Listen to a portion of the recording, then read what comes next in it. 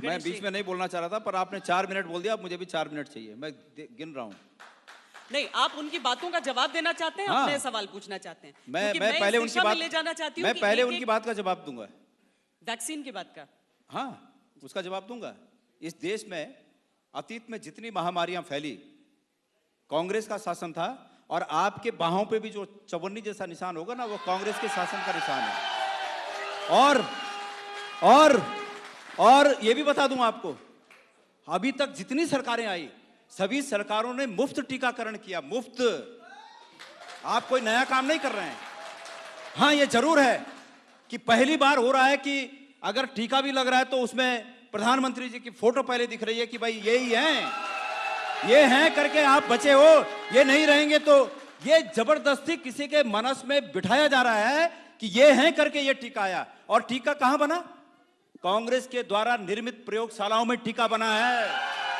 आप भूल जाइए, आपने 7 साल में अगर एक नई प्रयोगशाला बनाई हो, भारतीय जनता पार्टी की सरकारों ने इस देश में कोई नया काम, एम्स कांग्रेस की देन है, तमाम प्रयोगशालाएं कांग्रेस की देन है। मुझे खुशी है इस बात की, और कांग्रेस के शासन की देन है।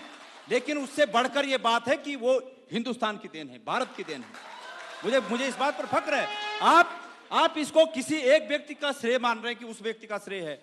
माननीय कौशिक जी, ये हमारी बाहों पर बने ये चवन्नी जैसे निशान ये दर्शाते हैं कि अतीत में भी ऐसी बीमारियां आई, और उस समय की सरकारों ने बिना प्रचार के मुफ्त में पूरे देश के लोगों का टीकाकरण किया।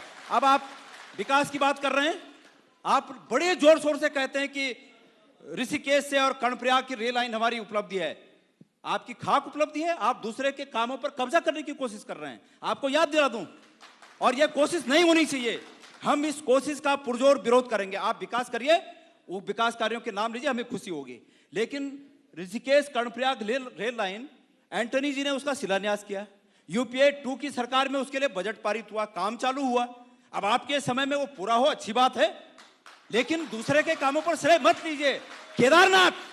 केदारनाथ का पुनर्निर्माण, मैं केदारनाथ का अध्यक्ष था, श्वेता जी, मैं अध्यक्ष था वहां, और प्रत्यक्षदर्शी हूं वहां का, और भगवान केदारनाथ की कसम खा के कह सकता हूं, वहां जितना पुनर्निर्माण हुआ हरीश रावत जी मुख्यमंत्री थे उनके कार्यकाल में हुआ। और आप लोगों ने पूरे देश को बताना चाहता हूं, मैं धन्यवाद देना चाहूंगा कि इस राष्ट्रीय चैनल ने मुझे यहां पर आने का मौका दिया। मैं आपके माध्यम से पूरे देश को बताना चाहूंगा, अगर उस केदारनाथ में कुछ बदलाव हुआ तो यह हुआ कि कांग्रेस के समय के पुनर्निर्माण के कार्यों पर जो शिलान्यास के पत्थर कांग्रेस के नेताओं के लगे थे, आपके नेताओं ने आकर उन पत्थरों को साइड करके अपना नाम लगा दिया। इसके अलावा कुछ नहीं किया आपने।